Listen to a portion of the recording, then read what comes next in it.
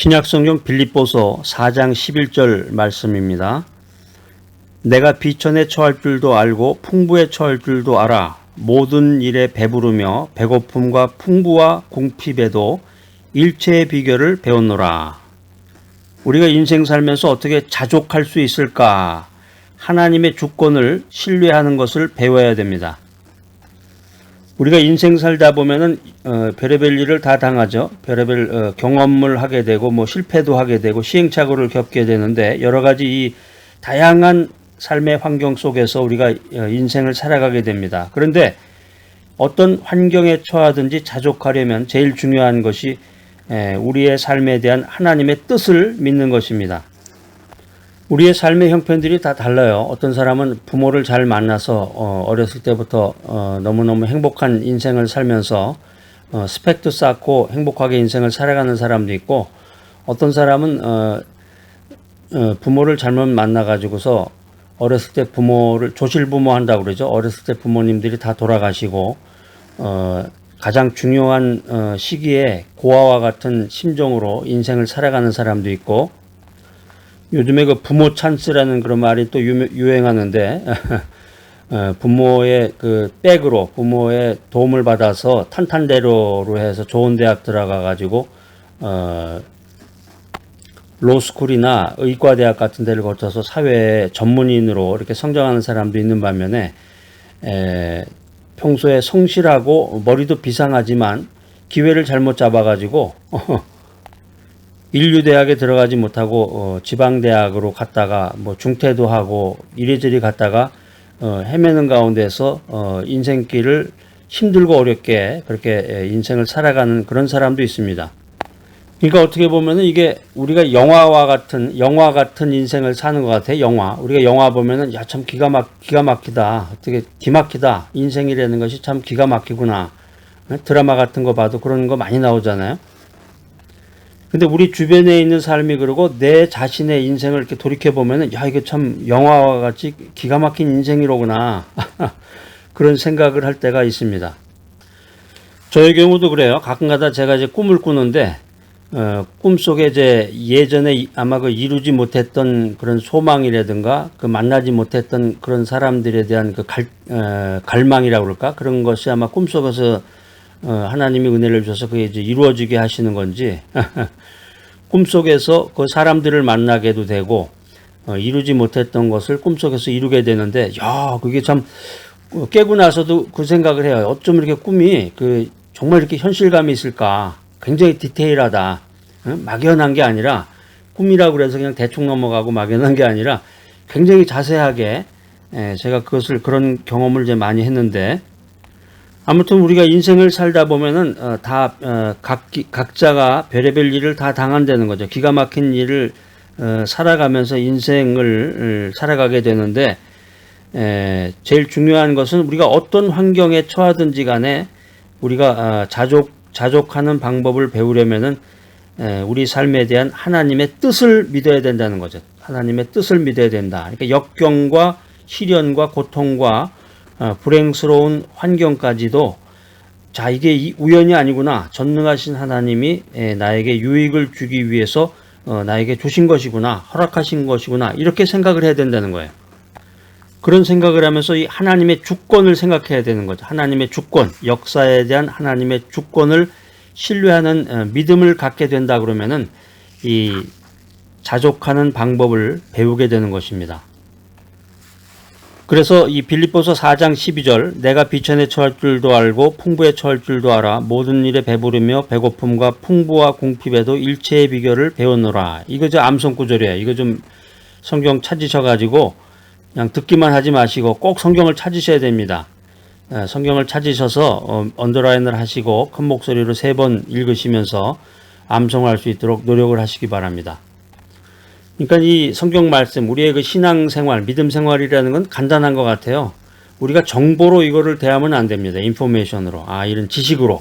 이런 게 있구나. 내가 이제 지적인 호기심으로 이거를 하나하나 알아가는 그런 재미로 성경을 접근을 한다. 물론 처음에는 좋죠. 바람직한 일입니다. 좋은 방법 중에 하나인데, 그러나 궁극적인 것은 그 성경 말씀을 내 것으로 만들어서 내가 그것을 묵상함으로 큐티함으로써 그것을 실천해야 된다는 거죠. 그 하나님의 말씀, 성경 말씀에 있는 하나님의 뜻을 내가 실천해야 된다 하는 거예요. 실천해야 된다. 그러니까 성경을 많이 읽으셔야 됩니다. 성경을 많이 아셔야 됩니다. 그렇지만 더 중요한 것은 성경, 내가 오늘 들은 그 성경 한 구절 말씀이라도 그것을 실천하는 것, 그것이 더 많은 것을 아는 것보다 더 중요하다는 거죠. 나는 비천에 처하는 법도 배웠다. 풍부에 처하는 법도 배웠다. 배부를 때도 있었고 배고플 때도 있었고 그러나 이런 일체의 환경에 적응하는 방법을 배웠다. 그리고 그 속에서 나는 평안했고 나는 자족했다. 이게 사도 바울의 이야기예요. 사도 바울의 이야기. 이거는 오래전에 어떤 그 지인의 집에 가니까 거기 이제 할머니 한 분이 계셨는데 그 할머니가 항상 그 자식들한테 그런 소리를 한대요. 야, 밥은 남기지 말아라. 먹는 거 남기면 죄다. 죄 짓는 거다. 그런 얘기를 하시더래요. 예전에 오래전에 60년대 70년대만 해도 서울에서 제가 이제 서울 중심에 살았는데 60년대 70년대만 해도 그 서울 중심가에 거지들이 많았어요. 거지들. 그래서 이제 그 거지들이 이렇게 보면은 그 어린 애들이 많아요. 초등학교 정도 되는 거지들이 깡통을 들고 이제 밥 달라고 집 앞에서 이제 밥 좀 주세요. 밥 좀 달라고 밥 좀 주세요. 쉰 밥이나 뭐 밥이 오래되면 이제 밥이 쉬잖아요. 그럼 먹지 않는 밥 같은 거 그런 거 이제 이렇게 달라고 그래가지고 그 깡통에다 이렇게 모아가지고 가서 그것을 이제 서울 시내인데 서울 시내도 그랬는데 그 지방 같은 데서는 어땠을까 그런 생각을 해봐요. 그러니까 사도 바울이 지금 빌립보서 4장 12절에서 하는 이 말씀 참 이거 굉장히 귀한 말씀이고 이 인생의 모든 여정이 여기 짧은 글 속에 다 나와 있네요. 인생 살다 보면 이제 배부를 때도 있고 배고플 때도 있고 참 여러 가지 그런 일들이 많은데 우리가 이런 인생의 경험을 하면서 하나님의 뜻을 생각해야 된다는 것. 하나님의 뜻, 하나님의 주권, 하나님의 섭리에 대한 수용이 있어야 되겠습니다. 빌립보서 1장 12절로 13절 말씀입니다. 형제들아 나의 당한 일이 도리어 복음의 진보가 된 줄을 너희가 알기를 원하노라. 이러므로 나의 매임이 그리스도 안에서 온 시위대 안과 기타 모든 사람에게 나타났으니. 신약성경을 읽어보면은 이 신약성경의 대표적인 인물 중에 하나가 사도 바울인데 신약성경을 읽다 보면 이 사도 바울이 당했던 그 경험, 뭐 온갖 경험들이 다 나오는 것 같아요. 조금 전에 읽었던 이 빌립보서 1장 12절로 13절 말씀. 사도 바울이 전도하다가 억울하게 잡혀서 로마 감옥으로 끌려갑니다. 그런데 이 사도 바울은 이 당한 이 일 때문에 좌절하지 않았다는 거예요. 체념하지 않았다는 거죠. 야, 이게 내 팔자라구나, 내 팔자로구나 하고서 주저앉은 것이 아니다. 여러분 이거 잘 보셔야 돼. 사도 바울은 오히려 나의 당한 일이 복음의 진보를 가져왔다. 이런 고백을 하게 됩니다. 우리는 흔히 좋은 일 하다가 내가 어떤 무시를 당하게 되면은 좌절하게 되잖아요. 내가 뭔가 아주 장황한 일을 했는데 대단한 일을 했는데 상대방이 나를 칭찬해 주지 않는다. 굉장히 뭐 무시당하는 것 같기도 하고 그러니까 인간의 속이라는 건 밴댕이 속과 같다 그러잖아요. 흔히 하는 말로 인간의 속은 밴댕이 속과 같다. 그러니까 속이 좁다는 얘기죠. 귀가 얇고 금방 남이 뭐라 그러면 금방 마음에 충동을 일으켜버리고. 자, 그런데 사도 바울은 그러지 않았습니다. 전도하다가 억울하게 잡혀서 로마 감옥으로 갔는데 밴댕이 속과 같이 그냥 좁은 마음으로 또 귀가 얇아가지고 남의 얘기 들으면서 그냥 확하니 급한 마음 품은 게 아니라 나의 당한 일이 오히려 복음의 진보를 가져왔다. 이렇게 고백하는 거예요. 어떻게 사도 바울이 복음의 진보를 가져올 수 있었을까? 이게 이제 성경에 보면은 빌립보서 1장 13절에 보면은 내가 죄수의 몸이 돼서 자유롭게 되지 못하게 되었다는 이 사실, 그게 오히려 그리스도 안에서 온 시위대 사람들에게 그리스도를 나타내고 복음을 증거하는 기회가 되었다. 이런 말을 하고 있습니다. 사도 바울은 아주 굉장히 특별한 죄인이었습니다. 그래서 로마에 끌려와서 특별한 감옥에 갇혔는데 가이사의 그 황실 가까운 곳에 위치했던 어떤 감옥이었을 것이라고 역사가들은 얘기하고 있습니다. 이 특별한 죄수라 특별한 감옥에 갇혔고 이 사도 바울은 특별한 사람들을 많이 만날 수가 있었습니다. 그런데 내가 전도하다가 왜 이렇게 갇혔는가? 내 인생은 끝났구나. 난 이제 끝났구나. 하나님 어찌하여 나에게 이런 고통과 시련을 주십니까? 하면서 이 사도 바울이 그 상황 속에서 땅바닥에 탁 하니 주저앉은 것이 아니라, 야, 하나님이 뜻이 있으셔서 나를 여기 보내셨구나. 이 고통 속에서, 이 환경 속에서 나도 모르는, 내가 깨닫지 못하는 하나님의 엄청난 섭리가 있구나. 이런 생각을 했다는 거예요. 그래서 가만히 보니까 그 감옥 안에 굉장한 사람들, 비중 있고 지위가 높은 사람들이 왔다 갔다 하는 거예요, 많이. 그래서 그들을 보면서 사도 바울은 불평하고 좌절하면서 체념할 게 아니라, 내가 이 사람들에게 전도하면 되겠구나. 그래서 능동적인 마음으로 긍정 마인드로 감옥 안에서 자기를 찾아오는 이 로마 귀족들에게 예수 그리스도의 복음을 전했다는 거예요. 예수 그리스도의 복음을 전해서 그 결과 많은 사람들이 예수를 믿게 되었다, 변화받게 되었다, 그리고 크리스찬이 됐다라고 하는 것입니다. 사랑하는 여러분, 어느 곳에서 사느냐, 얼마나 내 상황이 불편하냐, 이게 중요한 게 아닙니다. 어디 사느냐, 강남에 사냐, 강북에 사냐, 수도권에 사느냐, 지방에 사느냐, 명품차를 타고 다니느냐, 아니면 마을버스 타고 다니느냐, 이게 중요한 게 아니란 얘기예요. 나는 어떻게 살아가는 사람인가, 이게 중요하다는 거죠. 어떻게 살아가느냐. 그러니까 바울의 평생을 지배하고 있었던 이 일관성 있는 삶의 좌우명이 뭐냐. 사도 바울의 그 인생관을 대표할 수 있는 그 성경 구절 한 구절만 좀 알려 주시기 바랍니다. 그게 있다 그러면 로마서 8장 28절이에요. 자, 빨리 찾아서 한번 읽어보세요. 로마서 8장 28절 말씀. 우리가 알거니와 하나님을 사랑하는 자, 곧 그때 그 뜻대로 부르심을 입은 자들에게는 모든 것이 합력하여 선을 이루느니라. 어서 많이 들어본 것 같죠? 이게 로마서 8장 28절 말씀인데, 이거 암송 구절입니다. 아주 굉장히 중요한 말씀인데, 여러분들도 이 말씀이, 로마서 8장 28절 말씀이 여러분 인생의 좌우명처럼 소중한 말씀이 되기를 바랍니다. 우리가 성경 안에서 믿음대로 인생을 살 때 참새 한 마리도 하나님의 허락 없이는 떨어질 수가 없다. 이런 생각을 하고 있어야 돼. 주님께서 우리를 고통스럽고 불편한 환경 속에 처하게 하신 데는 뜻이 있는 거다. 지금 우리가 이제 암울한 시대를 살고 있는데 사망의 음침한 골짜기를 지나고 있는 것과 같은 그런 시대를 살고 있지만, 지금 오늘 내 삶이 고통스럽고 불편하더라도 하나님께서 이 불편하고 고통스러운 오늘을 허락하신 어떤 뜻이 있구나. 이걸 믿어야 된다는 거지. 이걸 믿을 때 하나님의 뜻이 이루어진다. 그리고 하나님의 뜻을 깨닫고 하나님의 뜻대로 사는 인생 가운데서 그 모든 것이 나를 결국에 가서 유익하게 만들 것이다 라고 하는 것입니다. 이 사실을 믿을 때, 이 사실을 믿는다면 나의 삶은 당당해질 것입니다.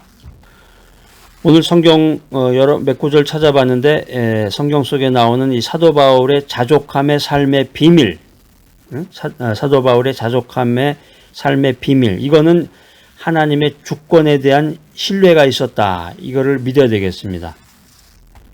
세상에 우연이라는 것은 없습니다. 하나님의 섭리를 우리가 믿는 믿음을 가져야 되겠습니다. 우리 코로나19, 앞으로 이제 코로나보다 더 엄청난 그런 전염병들이 앞으로 계속해서 인류에게 위협을 주게 될 텐데, 이 코로나19로 인한 그 불편과 힘듦과 어려움, 이게 우연이 아니에요. 이게 우리들을 깨우치게 하려는, 교회를 깨우치게 하려는, 세상을 깨우치게 하려는 하나님의 손길이다 하는 거예요. 손길이다. 이걸 믿어야 됩니다. 그리고 이 고난과 역경이 나를 유익하게 하려고 하는 하나님의 섭리인 것을 참으로 믿어야 됩니다. 자, 오늘 이 귀한 메시지 들으신 여러분들, 내 삶의 고난과 역경이 나를 유익하게 하려는 하나님의 섭리인 것을 참된 마음으로 믿고, 내가 경험하는 이 고난과 역경이 내 인생의 소중한 순간이 되며 모든 과정을 거치고 난 후에는 하나님께서 나를 정금과 같이 나오게 하신다. 이 사실을 믿는 귀하고 복된 여러분 모두가 되시기를 간절히 기대합니다. 우리가 인생에서 자족하기 위해서는 하나님의 능력을 신뢰하는 법을 배워야 합니다. 빌립보서 4장 13절 말씀입니다. 내게 능력 주시는 자 안에서 내가 모든 것을 할 수 있느니라. 이게 뭐 간단하네. 이거 암송 구절인데 뭐 그냥 한번 읽어보면 저절로 외워지네요. 내게 능력 주시는 자 안에서 내가 모든 것을 할 수 있느니라. 기독교 서점 같은 데 가보면은 요런 거를 이제 액자로 만들어 가지고 이제 선물용으로 이렇게 팔기도 하는데 이게 이제 빌립보서 4장 13절이 일종의 크리스찬의 그 기적의 구절이다. 그래 가지고 내게 능력 주시는 자 안에서 내가 모든 것을 할 수 있다. 이제 그렇게 해석하기도 하는데, 그러니까 이게 하나님의 능력만 믿고 있으면 내가 배고픈 환경이 당장에 변해서 배부르게 될 거다. 기적이 일어난다. 미러클이 일어난다. 이런 식으로 해석하는 사람도 있어요. 그러니까 주님의 말씀을 믿고 주님의 능력을 믿으면 배고픔이 한순간 사라져버리고 배고픔이 한순간 사라지고 배불러지고 질병이 한순간 사라지고 건강한 몸이 된다. 그런 기적이 한순간에 나타날 수도 있겠죠. 그렇지만 대부분의 경우는 99.999%는 우리가 기도하고 우리가 하나님을 신뢰해도 그 가운데에서 나를 둘러싼 환경은 어려운 상태로 계속해서 이어진다는 거죠.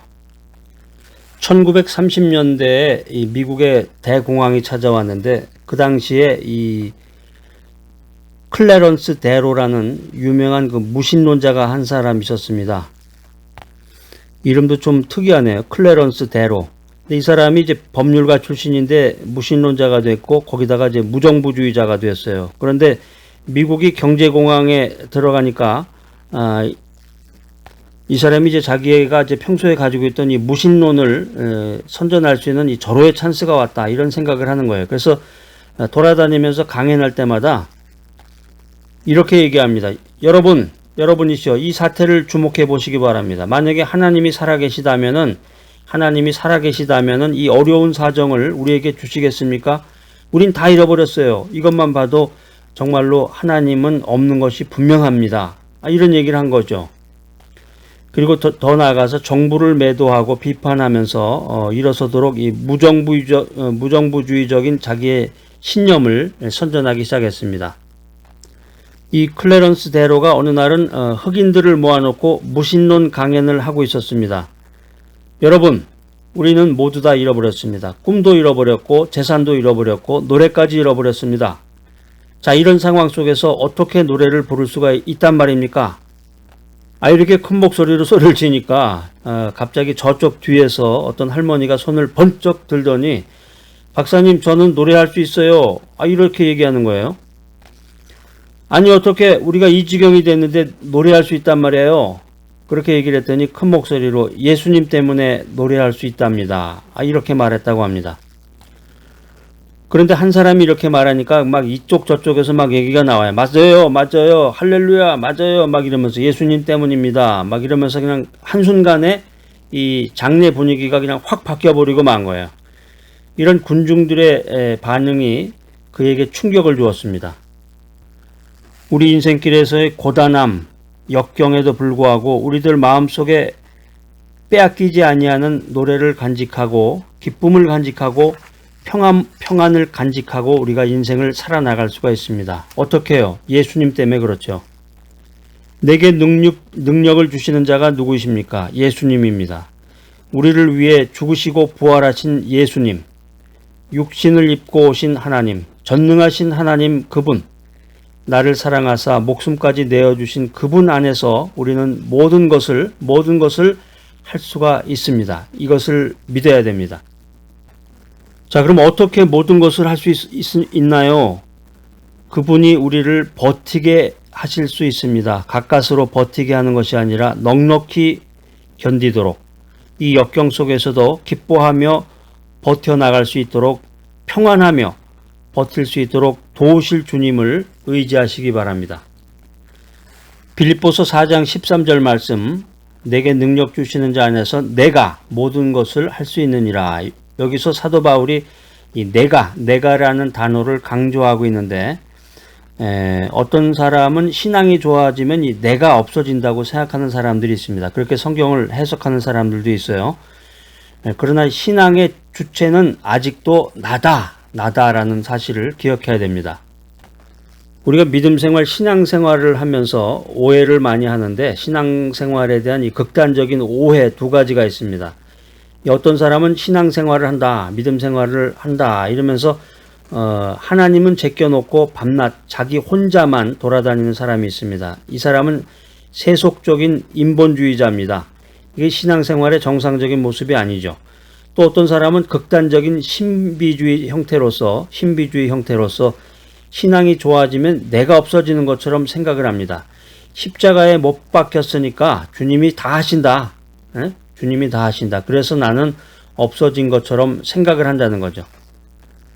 자, 빌립보서 4장 13절에서 내게 능력 주시는 자 안에서 내가 모든 것을 할 수 있느니라. 사도 바울은 이렇게 얘기를 했어요. 빌립보서 4장 13절에서 능력 주시는 자 안에서 그분의 도우심을 통해서 내가 할 수 있다는 거죠. 내가. 예수님이 나를 도와주시는데 나를 없애고 도와주시는 것이 아니라 나를 살려주시면서 내가 주님의 뜻대로 살아가도록 도와주신다는 거예요. 우리가 능력 주시는 주님과 계속적인 교제 안에 있을 때 예수 그리스도를 구세주와 주님으로 영접했을 뿐만 아니라 그분이 오늘도 내 인생을 인도하시도록 그분 앞에 의탁하면서 그분의 도우심과 성령의 인도하심을 통해서 매일매일을 살아갈 때 그분 안에서 나는 나를 둘러싸고 있는 이 불편한 환경 속에서도 자족하며 평안하게 넉넉한 승리의 삶을 살 수 있는 것입니다. 이 진정한 자족함이 이 힘들고 어려운 시대를 살아가는 여러분의 삶의 모습이 되기를 간절히 바랍니다. 자, 오늘 이 귀한 메시지 들으시는 여러분들 마음속 깊은 곳에서로부터 자족을 통한 평안을 누리시고 주님의 이름을 높여드리고 찬양하는 귀하고 복된 여러분 모두가 되시기를 간절히 기대합니다.